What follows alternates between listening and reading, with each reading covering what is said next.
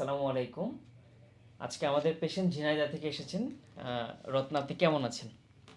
ভালো আছি। আচ্ছা, কোথায় ব্যথা ছিল আপনার বা কোথায় ব্যথা আমার এখন? ব্যথা আসলে হাতের মানে ঘাড়ের থেকে শুরু করে পুরো হাত, পায়েও হয় কিন্তু হাত দুটাই বেশি হয়। আপনি বলেছেন যে হাতটা হাতটা সোজা করতে গেলে সমস্যা হয়, হ্যাঁ হ্যাঁ? সোজা এই হাতটা ওনার সোজা পুরোপুরি সোজা হয় না। একটু যদি জি। খেয়াল করে দেখি, হাতটা কিন্তু ভিতরে আরও হ্যাঁ এর এই ভিতরে অ্যাঙ্গেলটা পুরোপুরি একদম 180 ডিগ্রি হবে, কিন্তু এটা পুরোপুরি হয় না। ঠিক আছে? আর এই এই ব্যথাগুলো কি শীতের মধ্যে বেশি হয়? হ্যাঁ শীতেও হয় সকালের দিকে কিন্তু বেশি হয়? শীতে রাত্রে বেশি হয়, রাত্রে বেশি হয়? সকালে হয়।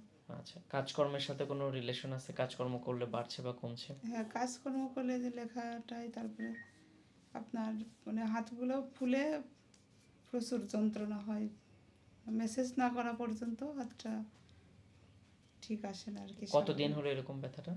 2 বছর। 2 বছর। সাধারণত এরকম দীর্ঘদিনের ব্যথা, এবং ওনার ক্ষেত্রে একটা খুব পজিটিভ জিনিস রয়েছে, সেটা হচ্ছে ওনার হাতটা কিন্তু পুরোপুরি সোজা হচ্ছে না।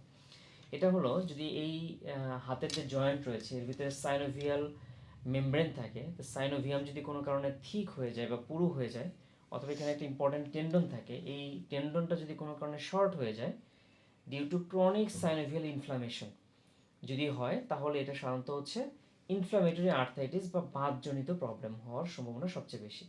তা আমরা ওনার হিস্ট্রি এবং অন্যান্য পরীক্ষার মাধ্যমে এটাই সাময়িকভাবে উপনীত হয়েছি যে ওনার একটা ইনফ্লামেটরি আর্থ্রাইটিস বা বাতজনিত সমস্যা রয়েছে, যেটা শীতের সময় বেশি হয়, সকালের দিকে ব্যথা বেশি লাগে। ইভেন অনেকে কমপ্লেন করে থাকে যে নর্মাল যে মাসগুলো রয়েছে তখন আমাবস্যা বা পূর্ণিমার সময় এই ব্যথাগুলো অনেক বেশি হয় আর কি। তো ওনার মোটামুটি সবগুলোই পজিটিভ রয়েছে। যদি এই ধরনের সমস্যা থাকে তাহলে সেক্ষেত্রে পেশেন্টকে অবশ্যই দীর্ঘমেয়াদী যে ট্রিটমেন্ট প্রোটোকল রয়েছে, স্পেশালি ইনফ্ল্যামেটরি আর্থ্রাইটিসের ক্ষেত্রে সেটা গ্রহণ করা উচিত। তা না হলে ওনার এই হাতটা যেরকম পুরোপুরি সোজা হচ্ছে না, ঠিক একইভাবে অন্য অন্য জয়েন্টগুলো অথবা অন্য হাতগুলোতেও ধীরে ধীরে এটাকে আক্রমণ করবে বা এই জায়গায় তৈরি হবে। সুতরাং এটা যদি ভালো চিকিৎসা না হয় তাহলে ওনার শরীরের অন্য অন্য জয়েন্টগুলোকে এটা ধীরে ধীরে আক্রমণ করবে। সুতরাং অবশ্যই এই ধরনের প্রবলেমের ক্ষেত্রে দীর্ঘমেয়াদী চিকিৎসা খুবই প্রয়োজন। ধন্যবাদ সবাইকে।